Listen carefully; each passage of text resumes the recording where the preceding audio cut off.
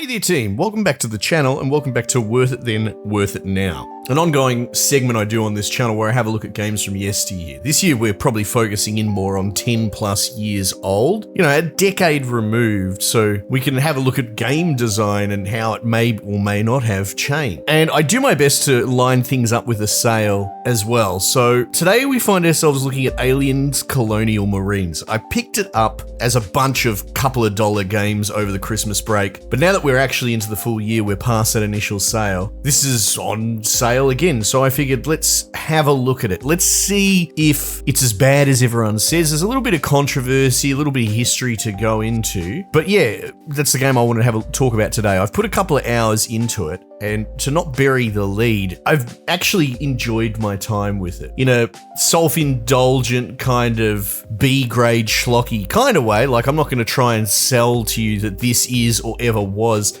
the height of gaming, but you may just find, if you are in fact a little bit burnt out on some of the industry standards or lack thereof these days, this game, I don't know, it might hold muster in your mind a little bit better, move from a C tier to a B tier, something like that. But I'm not here to pick it apart and condemn it or anything like that, as what I would call a kind of just trashy, guilty pleasure, generic kind of shooter from a past generation. I'll be honest, I've found myself going back to it over the past few days and just chipping away a little bit at a time. So yeah, like I said, it's going for a couple of bucks. If you're watching this at the time the video goes up, it may well be worth just giving it a go, call it a palate cleanser. There are absolutely some things to its merit, to its credit, in that it very much leans into its inspiration, which is being kind of a sequel to Aliens, though they're working the narrative in, and I think at the time, at least before it was poorly received, this was supposed to be canon. This was the sequel to Aliens 2 and 3, the continuation of the original series. It's a very strange, jumping the shark kind of story. The Sulaco was last reported at Fury 161, which is the prison planet from Aliens 3, but yet the Sulaco is now back over LV 426, which is, the setting for Aliens 2. You are now like a sister ship to the Sulaco. I can't remember what it is because they essentially fridge the ship immediately. But you're another Marine division coming to investigate what's going on, and they've audibly already said, why was this ship reported somewhere else and now it's back over here? And it's riddled with both aliens and Weyland-Yutani PMC. So they're doing their own thing and they're trying to tie it all together, but there's a wrinkle with Hicks in the story. And I think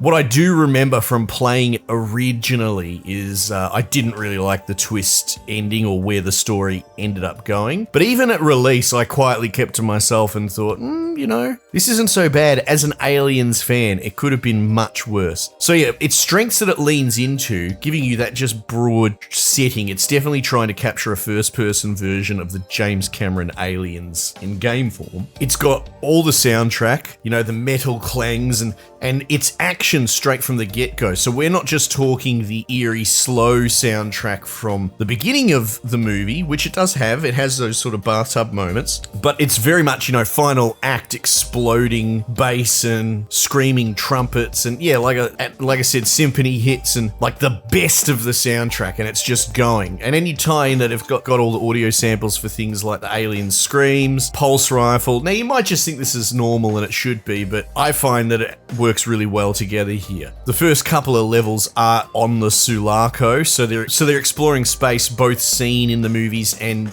kind of behind the curtain, building out the like gravity generator thing and all the different areas, but moving through those corridors, welding and cutting through doors. Like, so much of the environmental design is really pretty and well done, and there's been a lot of love gone into it. And I find that actually goes a long way to carrying a bit of a fun experience. Like I said, I'm a super fan. I'm particularly disappointed with the dog shit these days like Alien Romulus and especially Alien Earth. This is a real love letter to the series, but riddled with issues. And I think, seen from a certain viewpoint, fun is there to be had. To me, the biggest tragedy is when they kind of bait and switch and have you start fighting these Weyland-Yutani PMCs. Like in the opening, it's pretty cool fighting the aliens and, you know, discovering them, boarding the Sulaco, trying to figure out a bit of intrigue on the hook, some audio diaries. And I've actually played like 4 levels, because I spent a bit of time going back and forth after changing the code. We'll talk about that as well. That's something that people talk as like some revelation that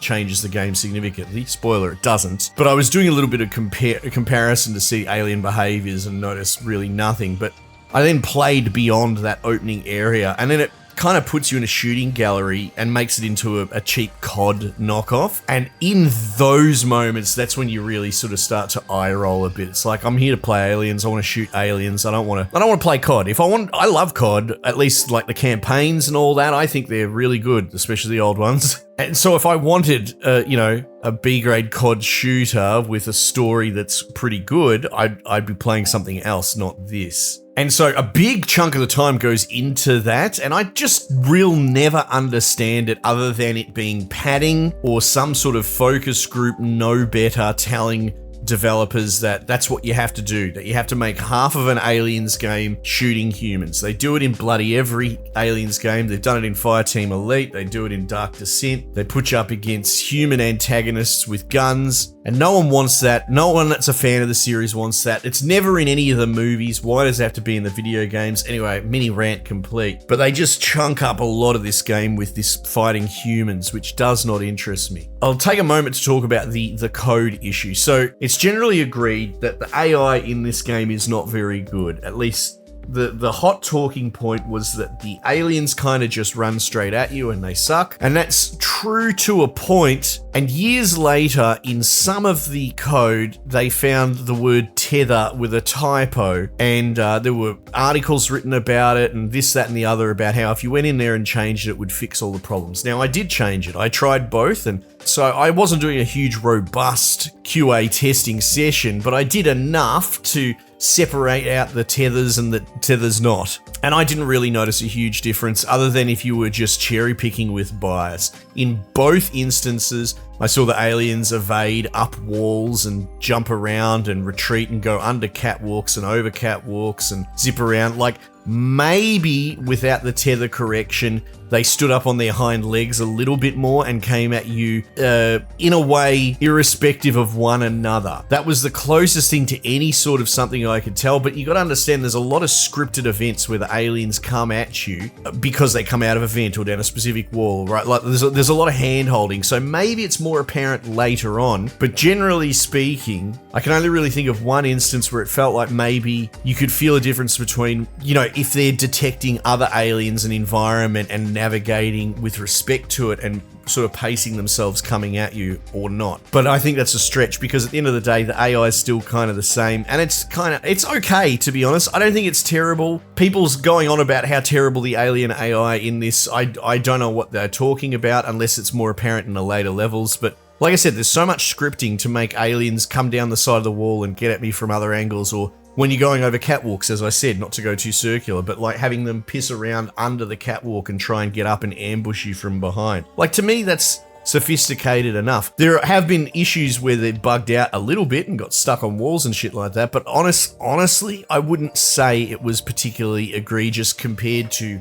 any other game coming out at that time and since, that you can catch them. If you really want to be a bad faith YouTuber and you want to try and catch aliens and shit glitching against walls, you can do it in just about any shooter game ever. Now, maybe it's worse here than others, but at least anecdotally in my time, without trying to carry water for the game, it wasn't so bad. What was bad is I think the human AI is noticeably terrible. And this is more because I've played so many shooters. And so, it's not like you verse aliens very often. You don't have a high watermark to compare how bad it is. But the human AI is just quite terrible, including your friendly bots. They were getting stuck on all sorts of things and running into walls and that. And look, and you can go down the rabbit hole about the whole tether system. Apparently the guys that pioneered it and came up with it. They made AI for the Fear games, and I don't really have anything to do with Fear, but everyone tells me it's really, really good. I just happened to miss it when I was growing up. But it sounds like they had a sophisticated concept of creating a smart AI, and then you could rebind it into the environment each level, right? And then from there, it would detect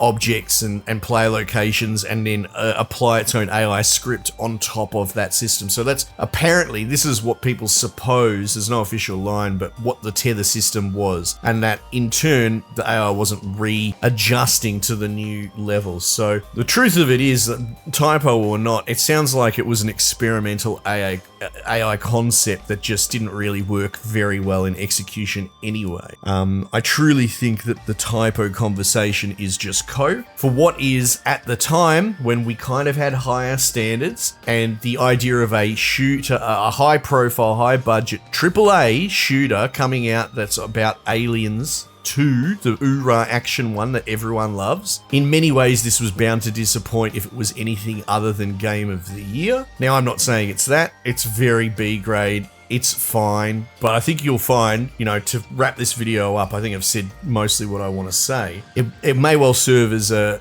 cure to what ails you, a bit of a palate cleanser in a time where some of the modern AAA fare is just not really good for multitude reasons. And I think in some ways, some people might wish that we still had games like this in a way, right? Anyway, long and short of it, I think I've covered off all the points. It's really not as bad as everyone says. I think the AI thing is cope. The AI was always just average to substandard, but not game breaking. Not enough to take away from the fact that if you're a bit of a fan, you love the soundtrack, you love the aesthetic and the sound effects, and this is a perfectly serviceable average shooter set in a setting that a lot of people would love, and I feel like a lot of people slept on because they were told by all the talking heads at the time that this was dog shit. So yeah, drop a couple of bucks, give it a go, especially if you're an Alien super fan, if you're really jaded with all the Alien TV shows these days. Don't get me wrong, modern games, I mentioned Fireteam Elite, I mentioned Dark Descent, these are all great games as well. As far as I'm concerned, there's not really any bad Alien games. I mean, Alien Isolation, how could you forget that one, Scarlett? Jesus. Anyway, I don't want to waffle. Arguably, I have a bit of bias, whatever. I went in with my eyes open, expecting this to be a miserable experience. I was pleasantly surprised how much I was bopping away to the soundtrack and enjoying listening to a pulse rifle. Anyway, team, might just leave it there for the time being, and I'll catch you guys on the next one.